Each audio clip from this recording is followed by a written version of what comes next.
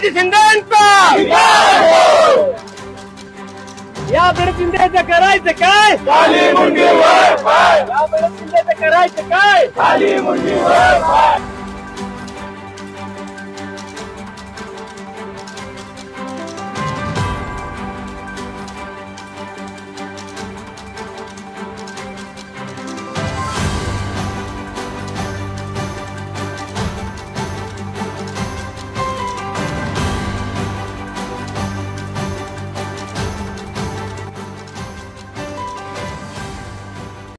सोलापूर शहराला दुर्दैव म्हणून लाभलेल्या खासदार प्रणिती शिंदे यांनी काल लोकसभेच्या पवित्र सभागृहामध्ये भारतीय राष्ट्रीय सैन्याचा अपमान होईल असं चुकीचं वक्तव्य, सैन्याच्या कामगिरीला तमाशा असं संबोधलं. यासाठी मी प्रथमतः खासदारांचा निषेध करतो.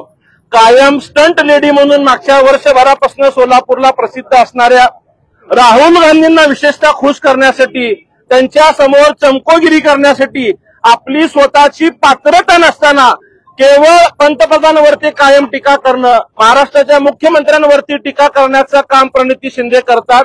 आपल्या संपूर्ण भारत राष्ट्राला माहित आहे की पहलगाम मध्ये जो अतिरेक्यांकडून दुर्दैवी हल्ला झाला, विशेषतः जे सपत्नीक त्या ठिकाणी लोक पर्यटनाला आले होते, महिलांच्या समोर त्यांच्या पतींची हत्या करून सुंदूर पुसण्याचं पाप अतिरेकींनी केलं होतं.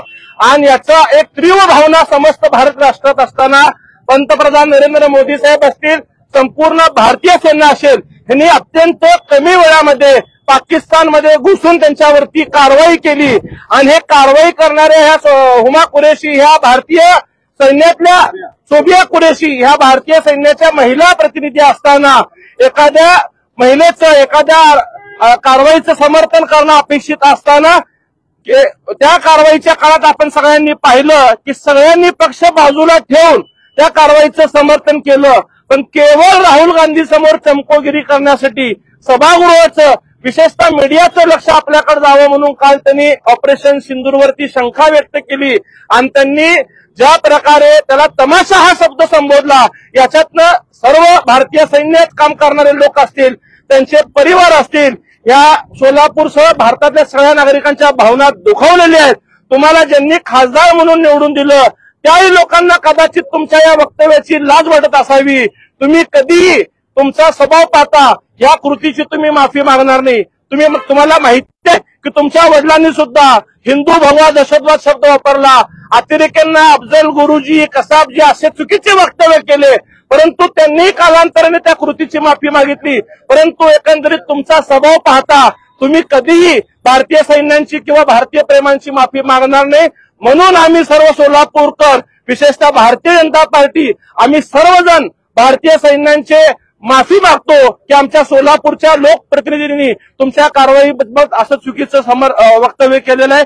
या गोष्टीचा आम्ही सगळेजण या ठिकाणी तीव्रपणे निषेध करतो. गाढव आणून एकंदरीत निषेध केलेला आहे. गाढव आणण्याचं प्रयोजन काय होतं? त्यांची कालची जी सभागृहातले वक्तव्य आहेत ते 3 वेळा आमदार राहिलेले आहेत, ते खासदार आहेत, तर लोकसभागृहात काय बोलावं, विकासावर बोलावं, शहराच्या महाराष्ट्राच्या विकासासाठी मागणी करावं, त्याच्यासाठी पाठपुरावा करावं.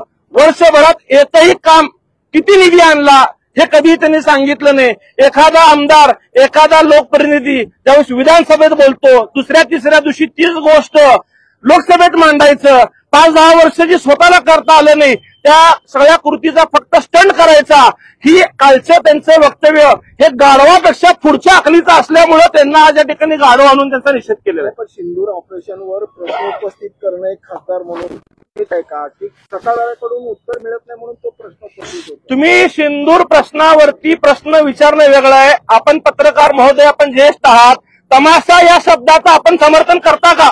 एखाद्या भारतीय सैन्याने एवढा मोठा पराक्रम केलेला आहे, अनेक महिलांचं कुंकू पुसलं गेलेलं आहे, त्या पुसल्या गेलेल्या कुंकूला तमाशा शब्द वापरणं आपल्याला योग्य वाटतं का? त्यांच्या तमाशा या शब्दावरती आमचा सगळ्यांचा आक्षेप